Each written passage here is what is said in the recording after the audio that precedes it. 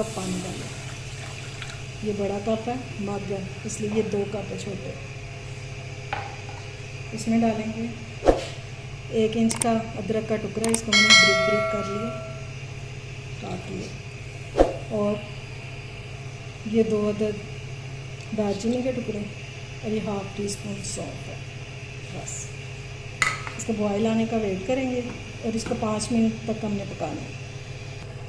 इसको पकते हुए 5 मिनट हो गए हैं। अब मैं फ्लेम ऑफ करने लगी हूँ और 2 मिनट के लिए इसको कवर करके रख देंगे। इस टी के साथ आपने सुबह और शाम आधा आधा घंटा वॉक करनी है। इसको 2 दिन में 2 बार आपने यूज़ करना है, ठीक है।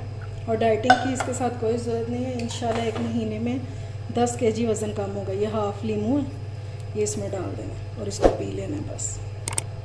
और गरम गरम ही आपने पीना, इतना जितना आप बर्दाश्त कर सकें। मेरे चैनल को